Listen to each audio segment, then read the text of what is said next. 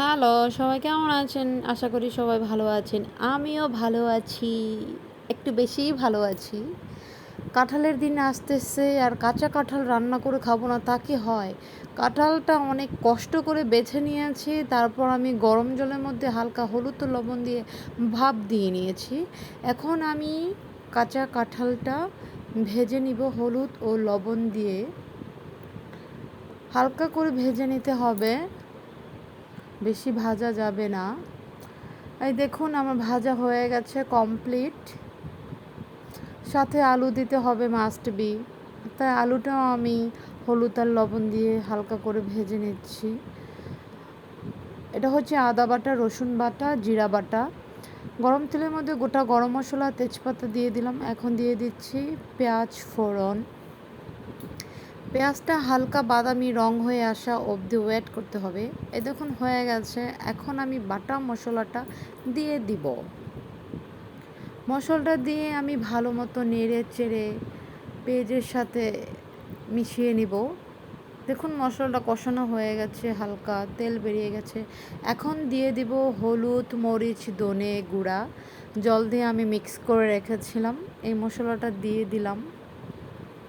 সবগুলো মশলা আমি একসাথে আবার ভালো মতো কষিয়ে নেব।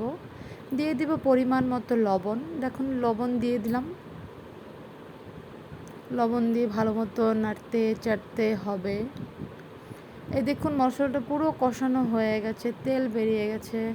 ওয়াও, দেখতে সেই লাগছে। এখন আমি ভেজে রাখা কাঁঠাল ও আলুটা দিয়ে দিলাম। সব মশলার সাথে ভালো মতো মিক্স করে নিতে হবে। অনেকে এটাকে এঁচোড়ও বলে থাকে। ভাই রে ভাই, যা টেস্ট না খেতে। এই দেখুন কষানো হয়ে গেছে, তেল বেরিয়ে গেছে। যেহেতু আগে আমি ভেজে রেখেছিলাম তাই বেশি কষাবো না। ঘরোয়া সিম্পল একটা রেসিপি, যে কেউ বাড়িতে ট্রাই করতে পারেন, অনেক মজা লাগে। তারপর আমি হালকা পরিমাণে জল দিয়ে দেব। বেশি জল দেওয়া যাবে না। এই তরকারিটা হবে মানে হালকা ঝোলও না, অত শুকনাও না। কাঁঠালের বিরিয়ানি তো মানে খেতে আরও অনেক মজা। চিংড়ি মাছ দিয়ে রান্না করে খাওয়া যায়, আবার শুধু জিরা গরম মশলা বাটা দিয়েও মানে খাওয়া যায়। যেভাবে রান্না করে খান না কেন অনেক মজা, অনেক টেস্ট। দেখুন জলটা ফুটে এসেছে। এখন আমি জিরে বাটা আর গরম মশলা বাটাটা দিয়ে দিলাম। তারপর মশলাটা সুন্দর করে মিক্স করে আমি হালকা একটু ঢাকা দিয়ে দিব। হালকা একটু ঢাকা দিয়ে তারপর আমি একটু দমে বসিয়ে দিব। এই দেখুন কমপ্লিট হয়ে গেছে। আপনাদেরকে নামিয়ে পরিবেশন করে দেখাচ্ছি।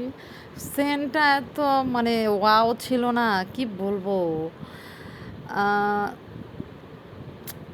আমার কাছে অনেক ভালো লাগে। ঠিক আছে, এই দেখুন নামিয়ে পরিবেশন করে দেখাচ্ছি। ভালো লাগলে সবাই একটু লাইক করো, শেয়ার করে দেবেন। ভিডিওটি সম্পূর্ণ কষ্ট করে দেখার জন্য ধন্যবাদ। আপনারা সবাই বাসায় থাকবেন। Thank you.